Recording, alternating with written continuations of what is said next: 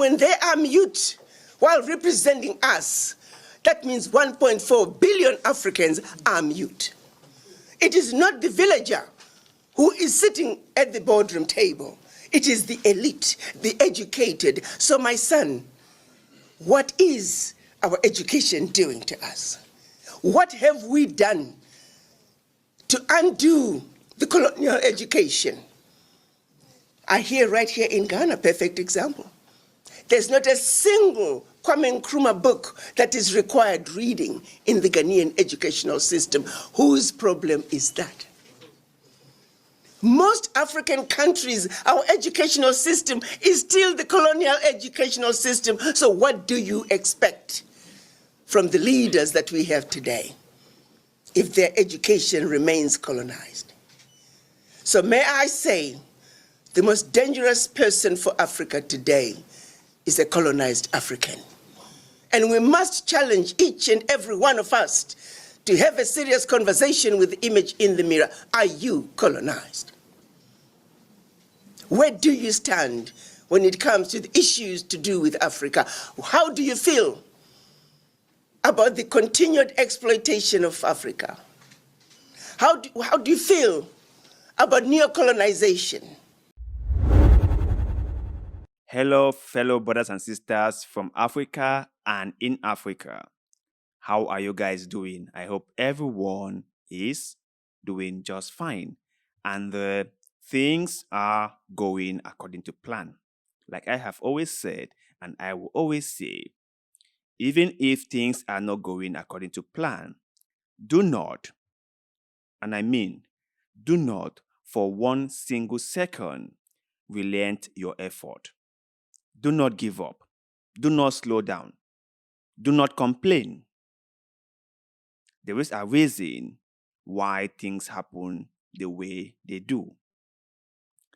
And you must remember, good fortunes always favor those who persist.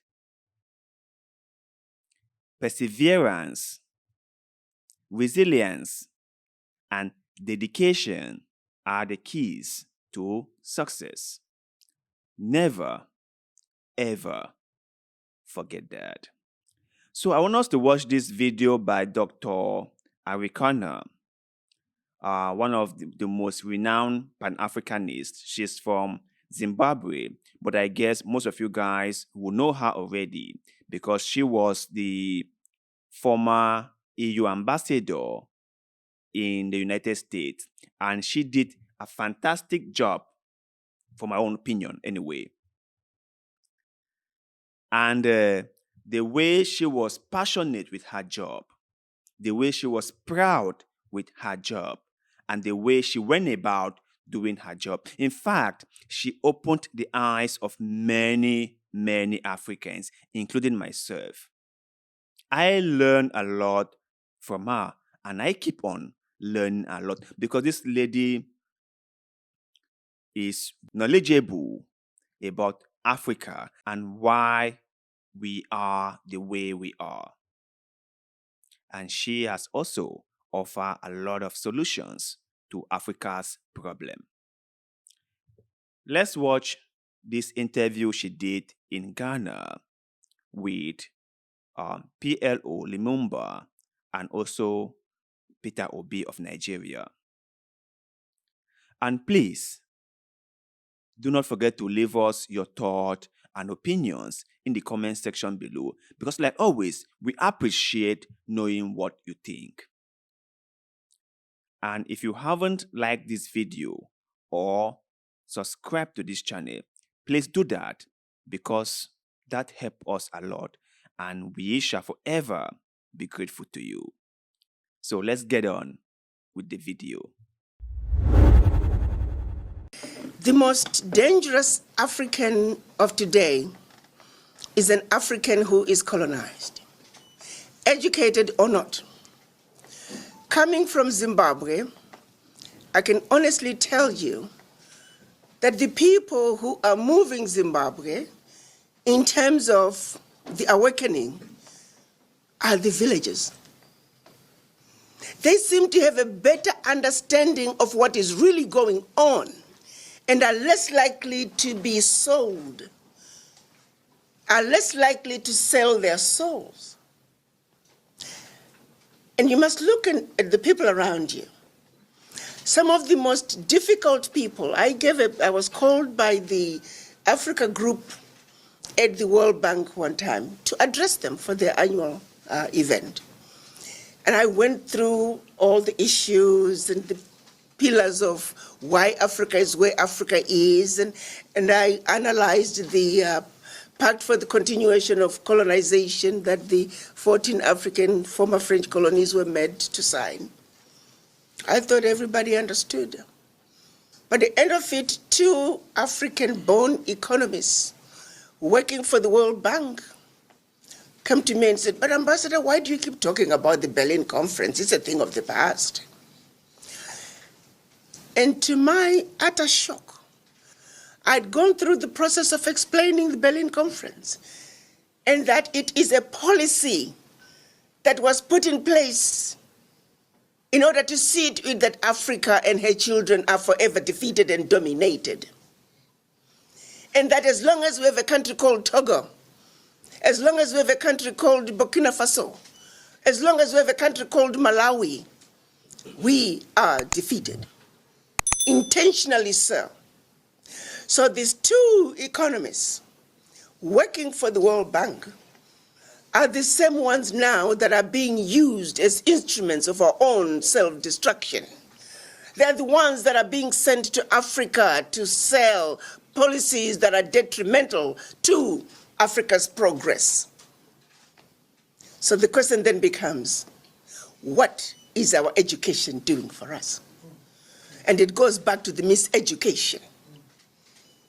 The people who are in power are the ones who are failing to stand up and challenge those who are raping us in broad daylight. Pardon my choice of words. I was once asked by one African, "Ambassador, let's try to be nice to these Westerners. Let's not be too direct as we challenge them." And I did ask this brother of mine, I said, "My brother, help me out. How do I tell a man who is raping me to rape me nicely?" I said, "Help me with the language." And this was an educated professor who is advising me to be nice. How long am I going to continue to be nice? Those are the educated people who are sitting in the boardrooms and they choose to be mute. And when they are mute, while representing us, that means 1.4 billion Africans are mute. It is not the villager who is sitting at the boardroom table. It is the elite, the educated. So my son, what is our education doing to us? What have we done to undo the colonial education? I hear right here in Ghana, perfect example. There's not a single Kwame Nkrumah book that is required reading in the Ghanaian educational system. Whose problem is that? Most African countries, our educational system is still the colonial educational system. So what do you expect from the leaders that we have today if their education remains colonized? So may I say, the most dangerous person for Africa today is a colonized African. And we must challenge each and every one of us to have a serious conversation with the image in the mirror. Are you colonized?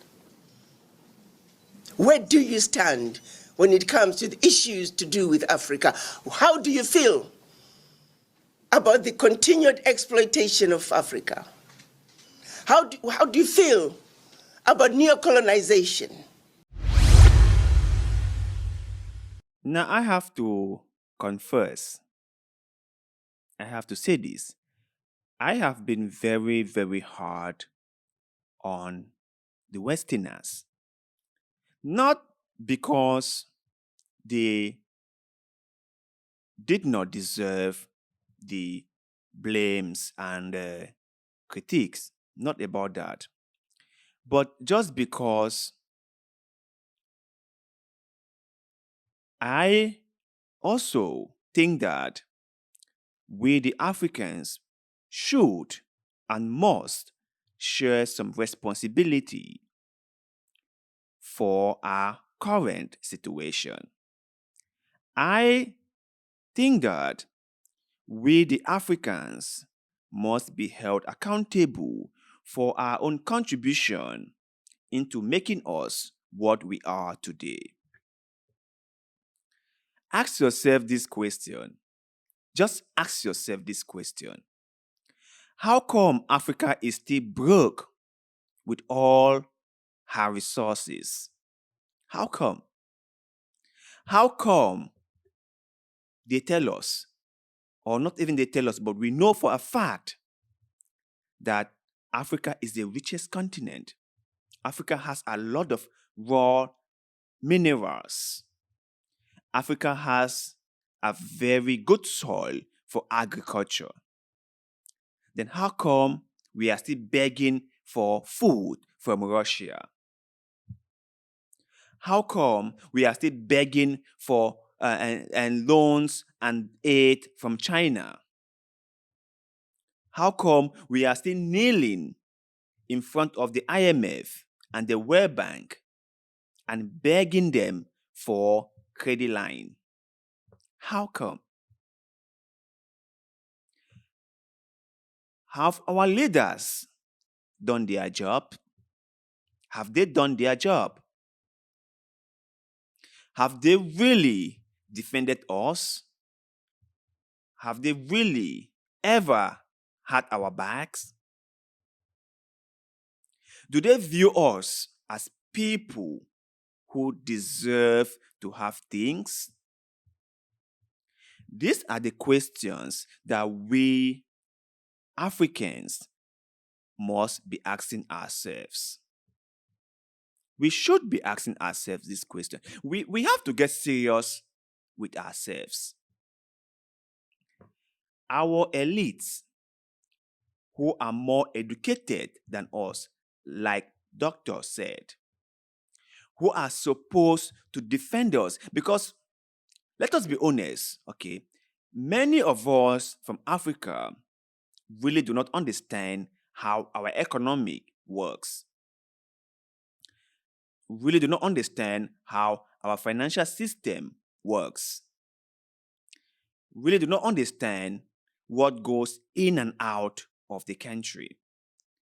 We have outsourced that responsibility to our elites because we believe that they are more knowledgeable about the subject than we are. And so we hope they have our best interests at heart. We hope they will do what is good for the country as a whole. But what have they done so far? Have they really done that? Or they've just stayed there, sell out the country, loot as much as they could, stole as much as they could, embezzle as much as they could, while the common people go hungry and sleep outside. The elites sleep in luxurious houses and well fed. By what? By our taxpayers' dollar.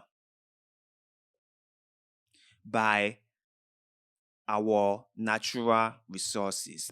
They exploit these resources, they sell them out to the Westerners, they embezzle the money for themselves, they buy luxurious cars, they have bodyguards, they have 247 electricity, they have good drinking water, they fly private jet. And what about the rest of us? What about us? What do we really have? What do we really have? what do we really have? So that's why I like to hear Dr. Arikana talk, because whenever she talks, there is something you learn after listening to her. I never knew what was the Franc Afrique. I never knew about it. I never knew what it entails. And most Africans, especially French speaking Africans, do not know what that document or what the whole treaty is all about. They do not know. But when I started listening to Doctor, then she opened up every single thing. And I was like, wow, wow, just wow, wow. So my fellow brothers, sisters in Africa, please, like I have said before, the development of Africa is our collective responsibility. The reawakening of the African spirit is our collective responsibility. Creating awareness and the re-education of African society and African children is our collective responsibilities. So every single one of us must take our part. Every single one of us must get involved. We must make sure that things in Africa begin to change. And in order for things to change, people need to be aware of what is wrong and how it can be changed. Knowledge is power. Knowledge is power. So to you guys out there, let us know in the comment section below. What is your take on what Dr. Arikana said in this video? Do you think she's right? And if so, what can we do to change this situation? What needs to be done to change the fate of Africa and Africans? Please share that thought and opinion in the comment section below, because like always, we love hearing what you have to say. And also, don't forget to like this video, share this video, subscribe to this channel, because somehow that helps with the YouTube algorithm. And we shall forever be grateful to you. So thank you very much for doing just that. And like always, see you in the next one.